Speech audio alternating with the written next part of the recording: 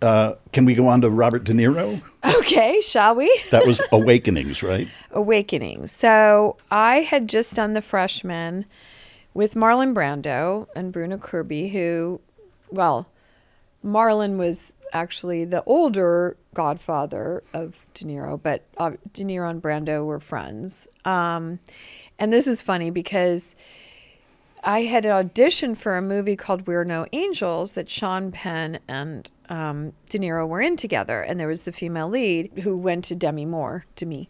When I went to audition for that, De Niro was in the room. I was there to audition with him and the director. And he had his pages with him. And he looked down the entire audition. He did not look at me once. And I was so thrown because I was like, I don't know, like, this isn't normal. Like, why wouldn't he look at me? Because isn't that the whole reading, point of reading opposite somebody? And I thought maybe that's a signal he has with the director. If he doesn't like somebody, he just won't look at them. Anyway, I came out of the audition. I burst into tears. I was like calling my agent. I'm like, he hates me. I don't know why. I guess he didn't like what I did. Blah, blah, blah. Anyway, cut to, I'm making the movie The Freshman. I'm in Toronto. I get a call saying, that they want me to come in and audition for Awakenings with Penny Marshall and De Niro. And I said, and it was funny because I was talking to Bruno about it, who knew him. And I said, I don't know that I want to go through that again. I don't think he likes me very much because the last time I auditioned for him, he wouldn't look at me. And then Bruno's like, oh, you just have to understand, Bobby, he's really shy. He's like painfully shy. I was like, really?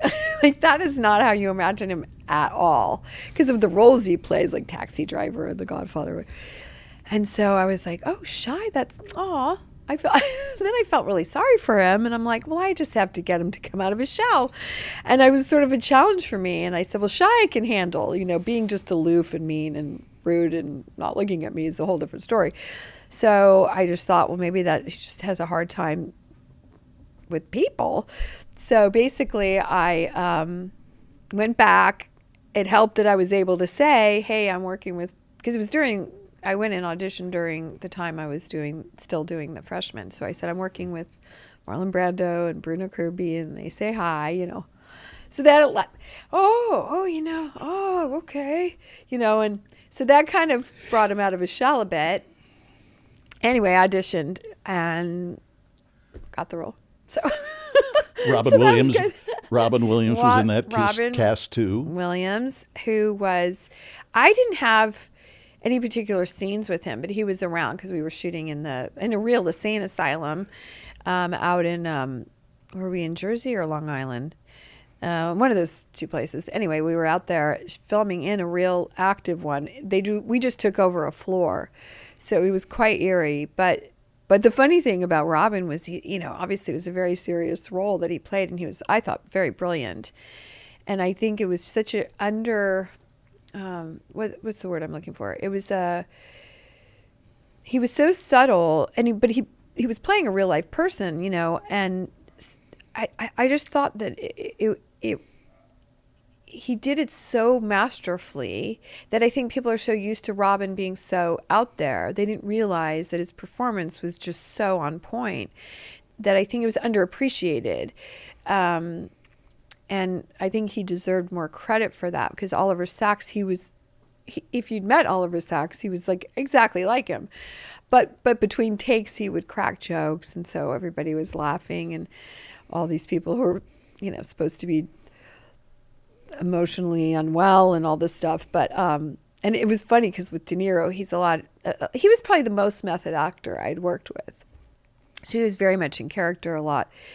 And so you could see it was really hard for even him, for De Niro not to crack up when Robin was, doing his shtick. And you'd see De Niro go, and trying not to laugh. So it was pretty funny. But and with Penny Marshall and Penny, and then there was Penny, and my nickname's Penny. So that was difficult because then I kept turning my head when they were calling Penny. Luckily, she called me Penelope, but sometimes she'd call me Penny. It was just confusing. And then the director, I forgot where he was from, but he was the foreigner, and I couldn't understand him. And with Penny's accent, you know, he talks like this, and you can't hardly understand it. And so like, I said, does anyone know sign language? Like, I just need an interpreter. I sometimes didn't know what she was saying. I didn't know what the cinematographer was saying. So that was pretty funny. But De Niro was interesting in that he would have me do things off camera.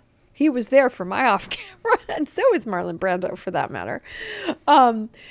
But he would ask me to do things that would shock him that weren't in my wasn't in my character or in my lines. And he would say, you know, swear at me, or wait, take a really, really long pause before you talk to me, so that he would become uncomfortable.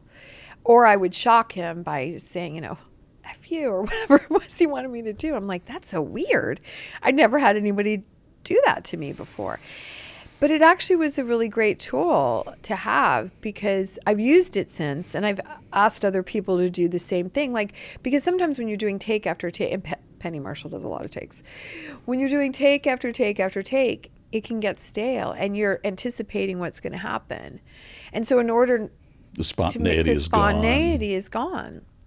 And we're supposed to be in the moment and not know what's going to happen next. So I kind of loved that during his off camera, you know, you wouldn't see what I was saying or doing, but it was actually a great little trick in the little basket of tricks for actors. So yeah, I appreciate that about him.